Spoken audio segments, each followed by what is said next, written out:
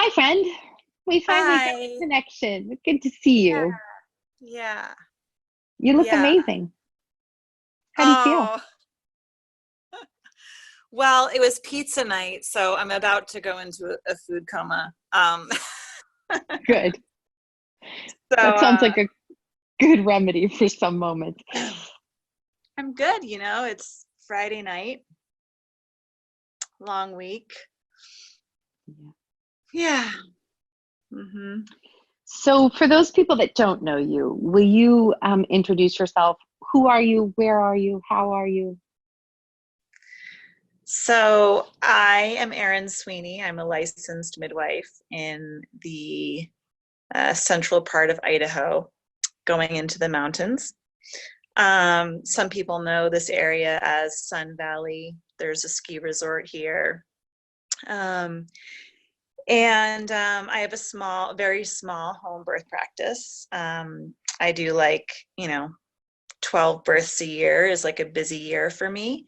Um, and yeah, right now there was a New Yorker article that came out this morning, or maybe it was yesterday.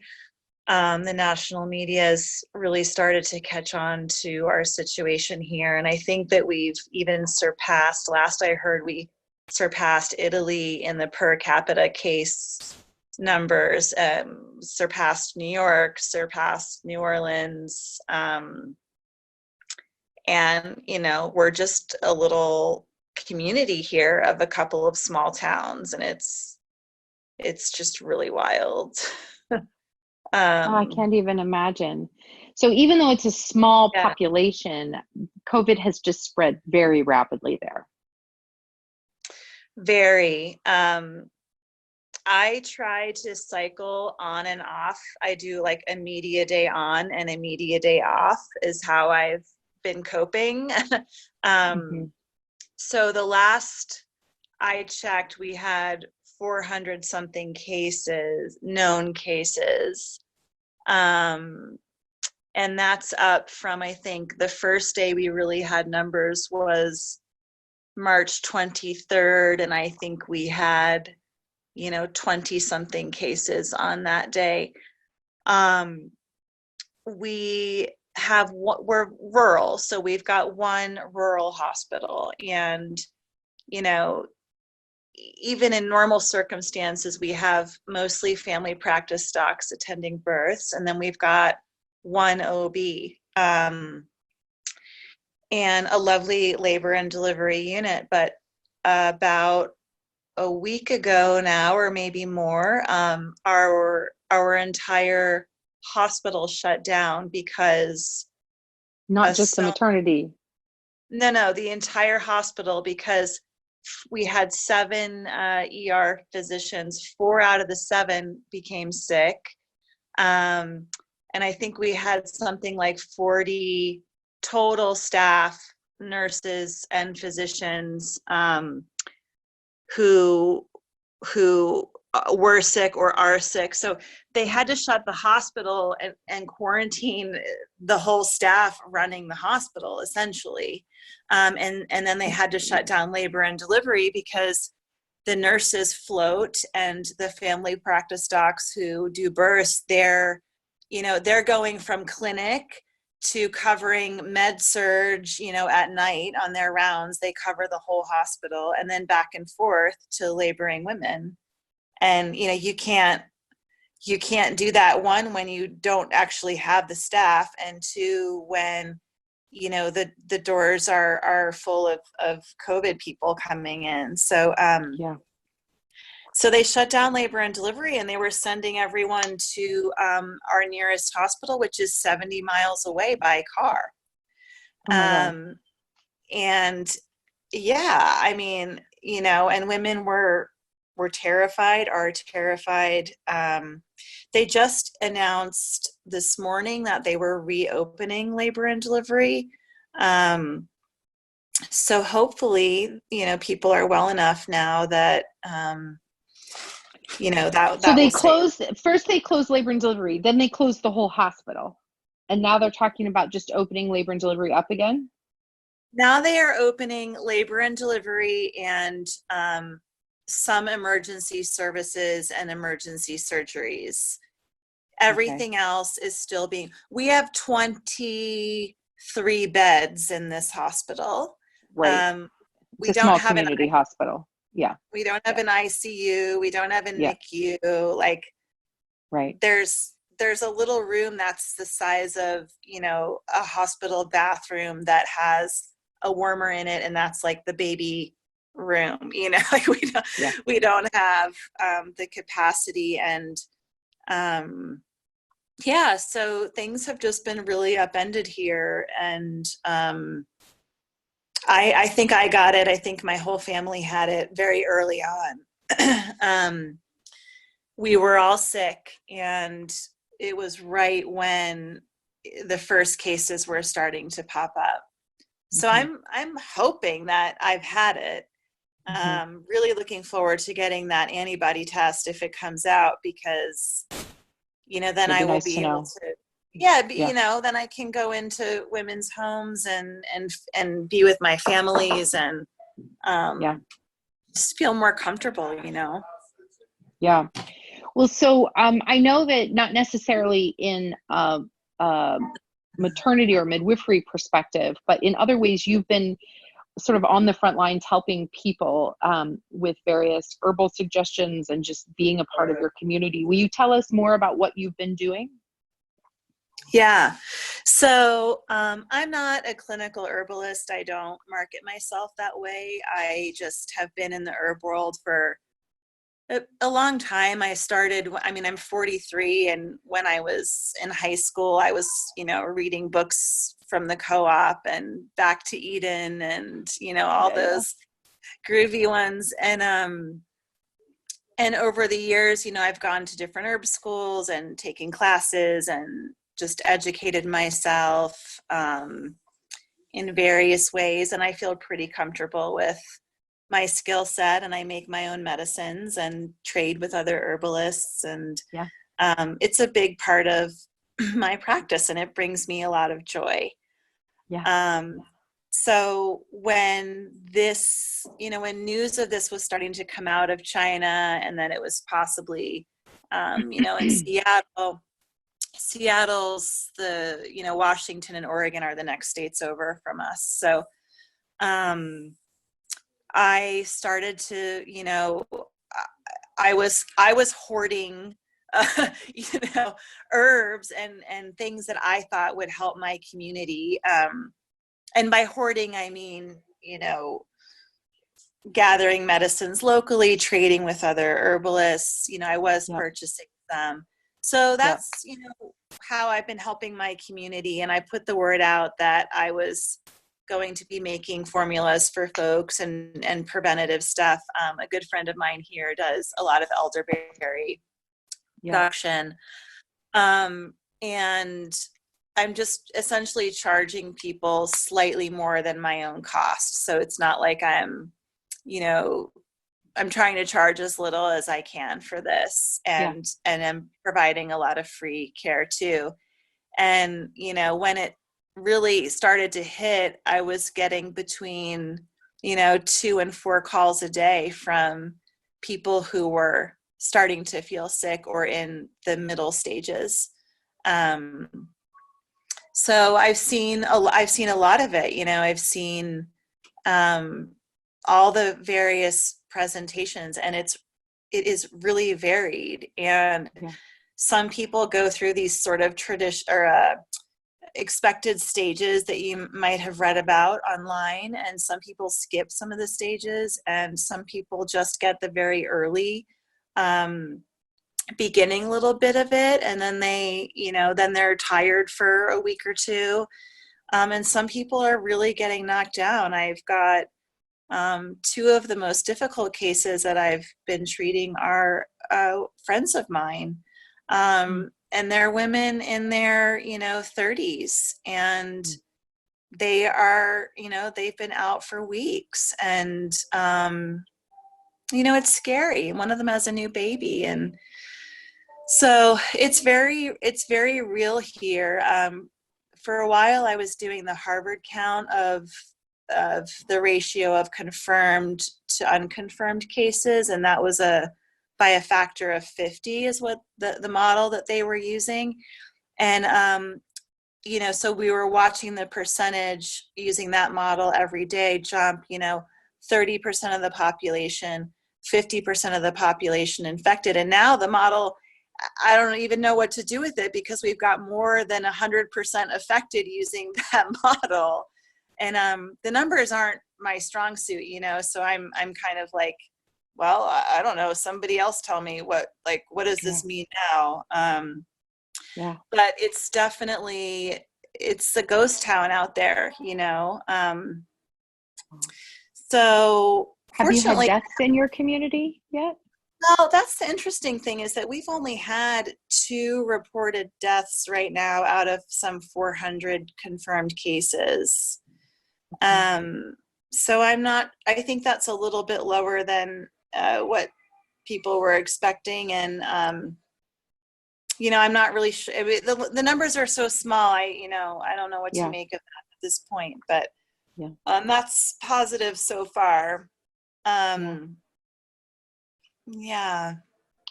Well, tell us a little more about the symptom picture, because I think there are midwives all around the country who are thinking, one of these days I'm going to be with someone who's sick. How do I even know? Especially since the CDC saying 25% of people may actually never have symptoms. They're just carriers. Right. What are some of the more mild things people should be looking for? So the very earliest stages, what I'm seeing are people feeling very tired, unusually tired, a little bit of a dryness in the throat, not quite a sore throat, but just like a sense of dryness. Some people are having a sensation of like a tickle in the throat. Some people are having the sensation of a lump in the throat. I've heard multiple people call me saying that I've got this, like, it feels like I have a pit in my throat. I've heard the sensation of needing to cough, wanting to cough, but being unable to cough. Bright red tongue is in some of the earlier stages. So there's the very, very beginning, I think, is cool, especially coming out of our spring season here. People are kind of cool. And then as they get into it, it turns into more of a hot, like in TCM, they would call it a hot dry, or in Ayurveda, it would be like a pitta predominant. And some have the dry cough, some have no cough, some have a runny nose. I mean, again, not all of these cases are confirmed. I've had maybe, last time I heard 4 confirmed cases, but a lot of my clients may have had results come in and not notified me. But there is kind of that there's like a typical up and down of symptoms. Like, people will say they're feeling better, one day, maybe 2 days, and then that next day they're back to where they were. And I think that's been so psychologically hard for people, because they think they're getting better and then they kind of backslide. And that cycle seems to happen many times. Many times. And I think if you're sick for a week or 8 or 9 days, and you're better for a few days and you're not backsliding and you didn't get severe, you're probably good. But it looks like when people start going into that second week, then more often than not, they're kind of in it for a long haul. And sometimes it's, a full 3 weeks, even 4 weeks. And then there's the recovery. And then, and the body aches. So when people start getting into that stage 1 and stage 2, a lot of them are having quite severe body pain, muscle pain, that kind of flu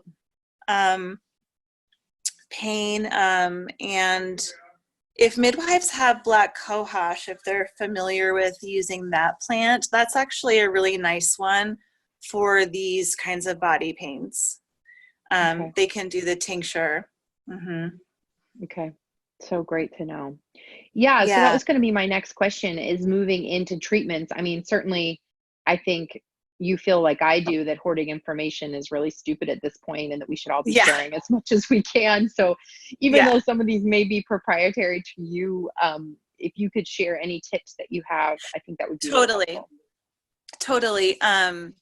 I mean, a lot of this stuff is hard to get at this point because of supply issues. Yeah.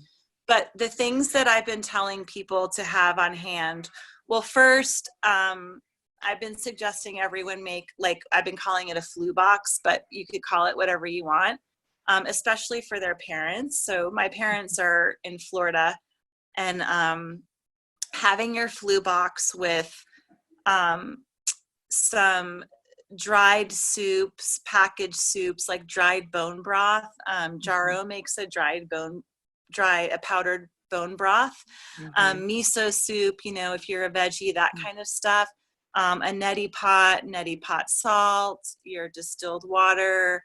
You know, you may not use pain meds, or, you know, it's like, there's so much mixed information out there about the role of, you know, ibuprofen, aspirin, whatever, but, you know, you might be so awful that, you know, it might come to that. So I think it does make sense to have something like that in there. Yeah. Honey and onion syrup is amazing. It's it Yeah, thins I the did a mucus. video on honey and garlic syrup, and I'll put that Okay, link here as well. If you have any yeah, resources, we can link them too as well. totally. That is really nice at thinning the mucus and helping to Yeah. pull it out, Yeah. especially in the later stages. And then NAC, N-acetylcysteine, is kind of like onion honey on steroids. Yeah. So if you can still get that, and I've been using doses of 500 to 1500 milligrams at a time. So if Okay. someone is really sick, you want to be giving them, you know, like 5 or 6 capsules of that. Yeah. And I think the capsules are better because the tablets, a lot of these people have nausea and stomach pain, and they're not eating. And so the tablets are just going to sit in their stomachs. So I think the powdered capsules are better for that. So put the NAC in your flu box if you can get it. And thyme has been really nice too. And you can take, if you've got like an ounce of herb, making a really strong brew in your mason jar. Thyme's been really helpful. You know, and then all the other stuff, vitamin C. I really like the liposomal if people can get it and afford it. I had one bottle in my refrigerator from like 5 years ago that I was saving because it was, you know, so expensive. I was like, I'm going to really save this until I really need it. But when I had this, I felt like I improved immediately after I took a couple doses of that liposomal. But if all you have is ascorbic acid, like, that's great too. And do 500 milligrams every hour, you know? Yeah. Yeah. Awesome. There's obviously a lot of evidence that that vitamin D can be really supportive in the immune system. Have you been recommending that or using that? Yeah, totally. I mean, and there's some info out there that's saying, you know, don't do high doses. High doses are bad.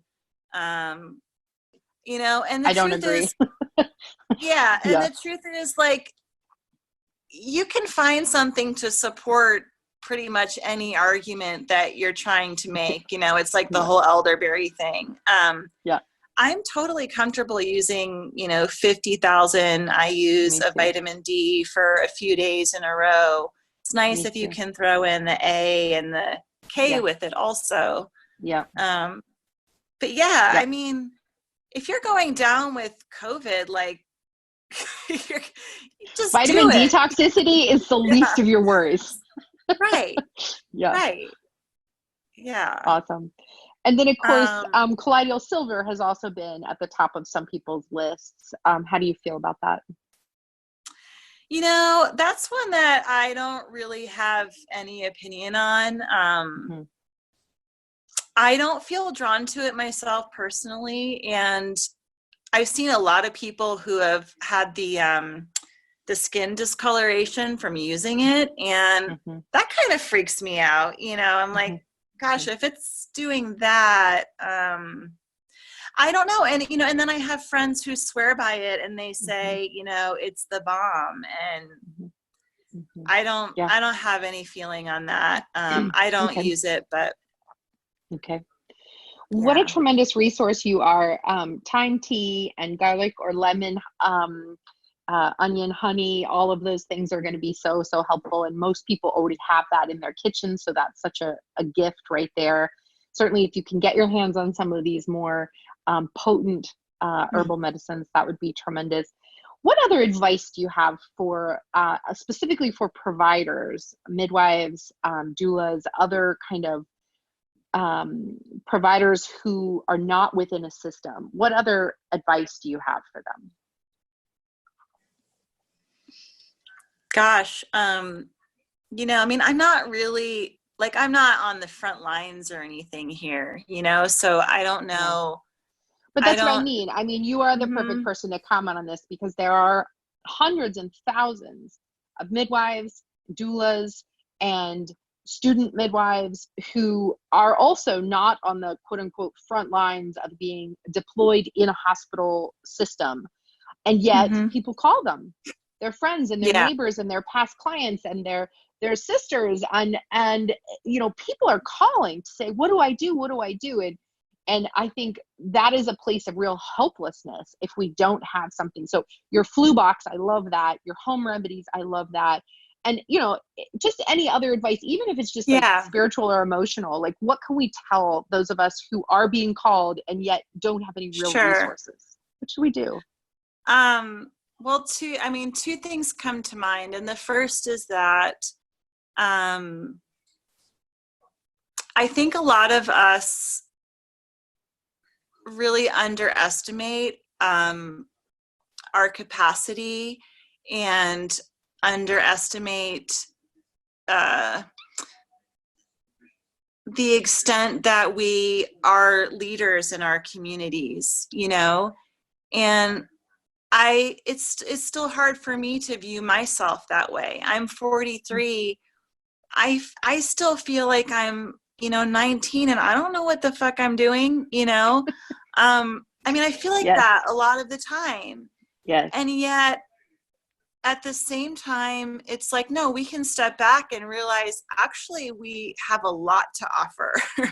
and and you don't have to be a licensed clinical herbalist to talk about plants and help people find plants that will work for them. You Yeah. don't this is the time where we just all need to step up and have some confidence in ourselves and follow our hearts and and be with people like person to person, woman to woman, and I Even over think, digital conversations like this.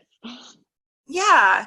And along those lines, I've been getting, so I put it out there to my community that maybe I would do a drive up, mini prenatal check for women who, when the hospital was closed here, they're not going to drive. A lot of women can't drive 70 miles to go to, do Another potential infected community to see yeah, a stranger. Yeah, totally.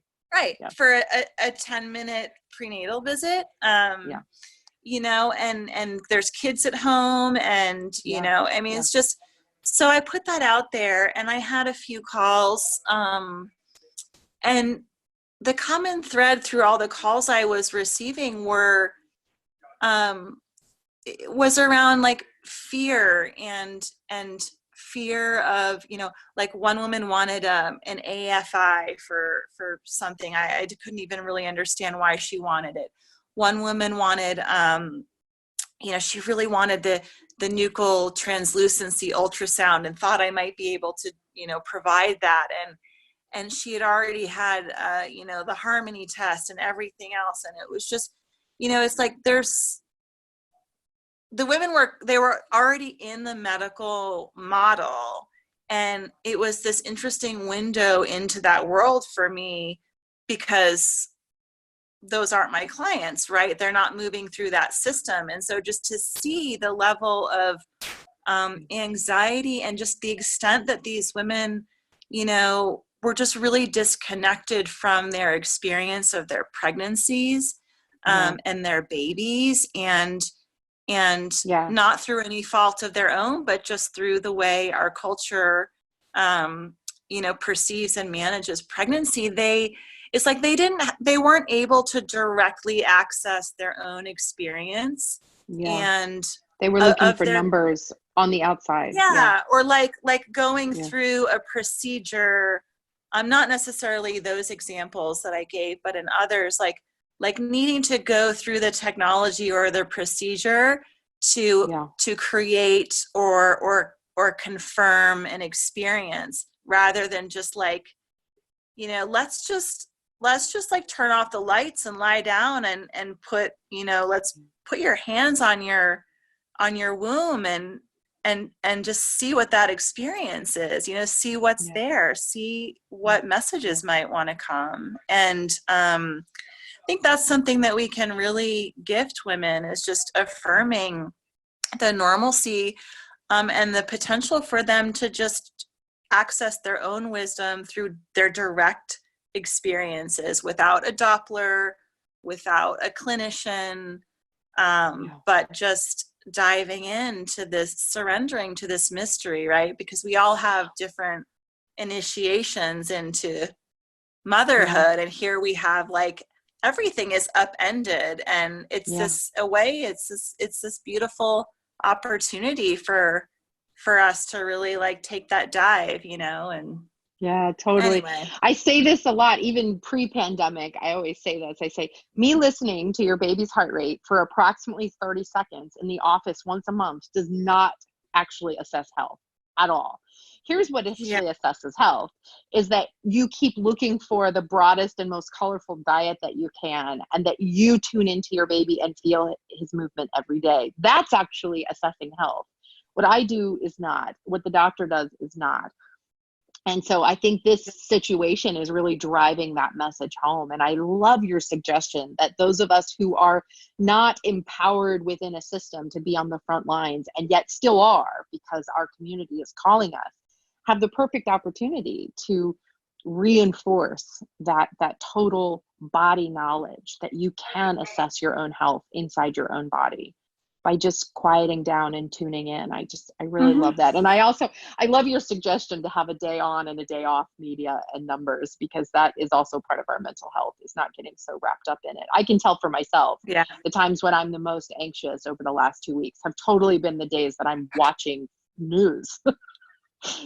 It's designed to sort of stir up a panic that keeps you locked into their channel so that you keep their ad revenue or whatever else is happening these days.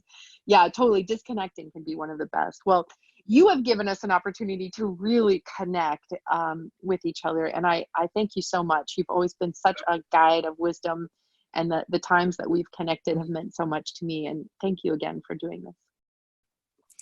Yeah. And hey, where are you? I'm in Perth, Australia. Oh, okay. Okay. Yeah. Wow. I saw that the Western countries were going to close their borders, and I thought, if the shit really hits the fan, like they're saying, I think you need to be able to speak the language. That was kind of a bottom, like, baseline truth for me. And so I caught a plane to the closest English speaking country. Yeah. And what's your status there? You're just there. I mean, it was crazy for the first couple days. I was supposed to meet someone, but he disappeared randomly. And so I I scrambled, and my beautiful international community stepped up in such an incredible way. I got to meet midwives. Some total strangers met me at a train stop and handed me the keys to their second car. A lady let me sleep in her guest room that I've never met before. And then another woman left the keys to her whole house under her doormat. And she went to live with her kids during the lock-in. So now I'm house sitting, and I have a kitty cat and a house and a car and friends. And I feel like I just stepped into someone else's life. It's the strangest experience. But I'm totally alone, and yet never alone. It's remarkable. Yeah, so I'm very comfortable. I'm very safe. I'm very alone. It's very disorienting, and I think everyone is experiencing this to some degree. The globe over now. Wow. Well, soak up some sun for me. Yeah, well, they're going into fall here, so it's getting colder every night. And now I'm looking for winter clothes, which I don't have with me because I was in the tropics for the last 6 months. So yeah, it's going to be an adventure. The Australian government just announced we'd be doing this for 6 months, no questions asked. So wow. Yeah, so now I'm trying to figure out visa issues, and I actually started applying to work as a midwife here, but the agency that verifies internationally qualified midwives is not open. So we'll see. I don't know exactly what's going to happen because my visa is only for 3 months. So we'll see. Yeah, so who knows? Yeah, only time will tell. But I feel very blessed. Being blessed doesn't inoculate you against anxiety and depression, but it's something to be grateful for. So. Yeah. Well, hang in there. Thanks, friend. It's really good to see your face. And thanks for all you're doing. I'm going to share this on YouTube, and I'll send you the link so you can share. Yeah, okay. And, I know that you're feeling lonely and isolated, and I also know that, you are such a light for so many in the midwifery world, and your spirit is infectious and beautiful and radiant, and you're very appreciated. Thank you. Yeah. Thanks. Yeah. Okay. Yeah. Have a good day. Okay. Bye.